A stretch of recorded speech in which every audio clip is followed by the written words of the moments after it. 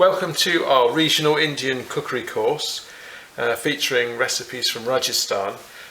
These are the ingredients for our Dal Banjara, which is a mixed lentil dal. And over here you can see our mixed lentils. You have all of these in your cookery course kit. The black lentils, they are urad dal. The nice thing about these in the dal is that they'll stay quite firm, so they give it sort of a nutty texture. Then here you'll probably be familiar with these. This is masoor dal or red lentils. They cook down to quite a sort of smooth consistency in the dal. Then we have some yellow dal, chana dal, split chana dal here, which again will retain a bit of texture. And finally over here, although these are yellow, they're actually from a green lentil, so it's actually but the husk has been taken off, and these are split mung dal. So actually what I'm going to do straight away now, because these need to soak for 30 minutes before we start cooking, is add our water. We're going to actually cook these in a moment, or after 30 minutes, in a pressure cooker, but you can also use a saucepan with the lid on. But we'll come back to those in a bit, but I'm going to let them soak while we're talking through the rest of the ingredients. Of course we have onions, sliced onions, and we have some tomato. And then our spices here at the front, we have some turmeric, which will go in with the lentils when we're cooking them in the pressure cooker or the saucepan. And then separately, we're going to spice some oil with cinnamon and cloves. That's our first masala. We'll add the onions, and then we'll cook those through and add our garlic, ginger and green chilli. And then once that's cooked through, we'll add our second masala, which is again turmeric and Kashmiri chili powder. That basically is the sort of spice mix that we're using. It will build a masala for us. Then once the lentils are done, we'll add those to the masala with the tomatoes and finish the curry with lime juice, salt and sugar. Okay, over at the stove now, we're heating up our oil. We'll add our cinnamon and cloves, our first masala, and then bring our onions. So the purpose of this, of course, is just to flavour the oil. So let's get those onions in.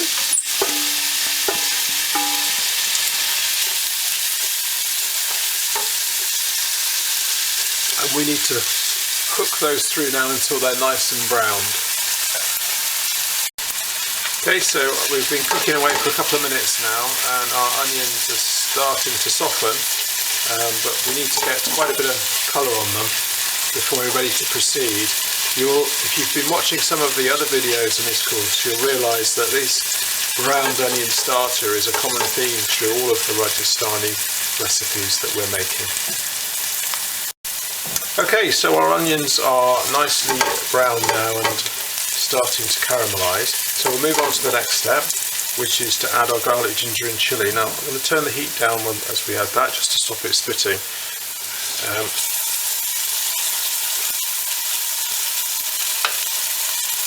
go. So we'll mix that through and just cook it for a minute or so. Okay, with the garlic and ginger cooked through, now I'm going to turn the heat back up a little bit, and we'll add our second masala, our powdered spices, and we'll stir those in and add a little water. Two purposes for this. Firstly, to stop the spices burning, but also it deglazes the pan for us, and in India this is known as bunowing. But basically it means deglazing. So we've got the heat back up high now, and what we're going to do is drive off this water.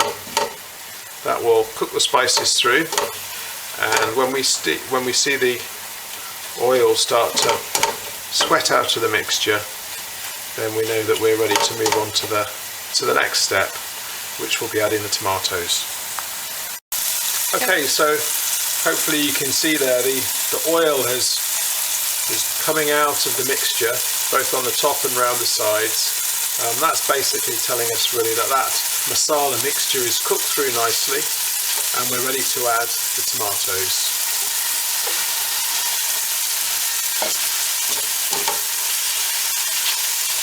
So we'll just keep this cooking through, just get those tomatoes to break down a little bit. Okay, so our tomatoes are starting to break down now. What we're going to do is just to turn the heat down, pop the lid on, and just let that stew gently while we cook our lentils.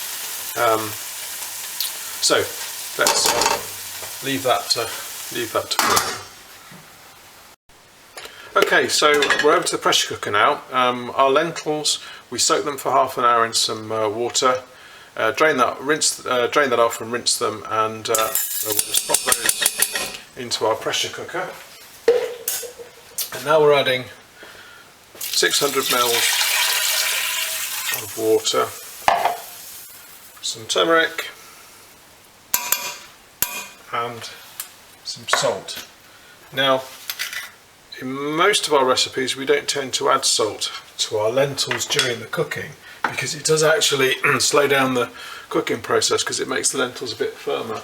But because part of one of the features of this dal is that it has a bit of a nutty texture, find that the lentils cook nicely this way. So that's everything in. We pop the lid on our pressure cooker and we're going to cook that for 20 minutes under steam.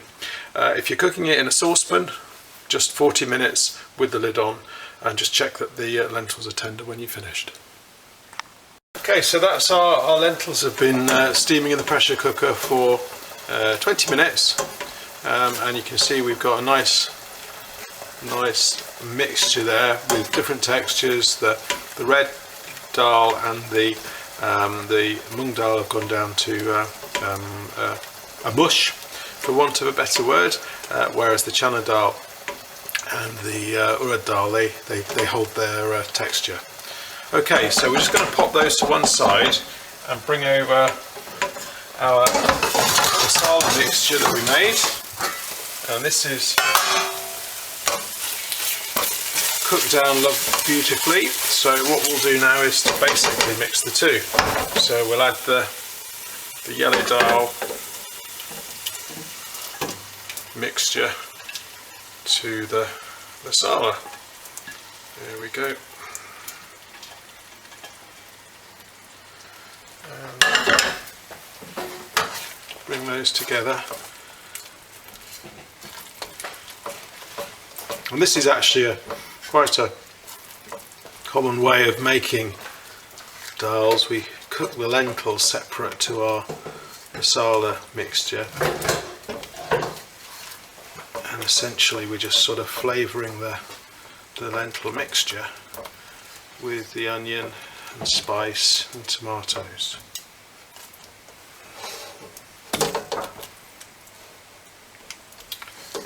There we go. Right, so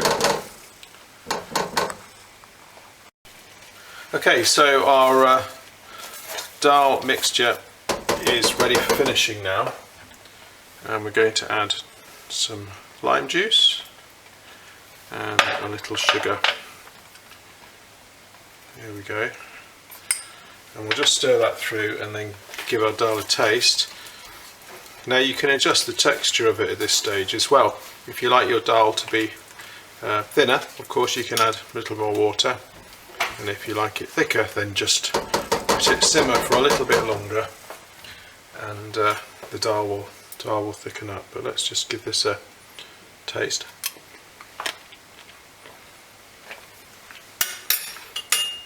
That's good. So here's our finished dal. Now at this stage it's important to, as well as checking the seasoning, to make sure that the lentils are tender.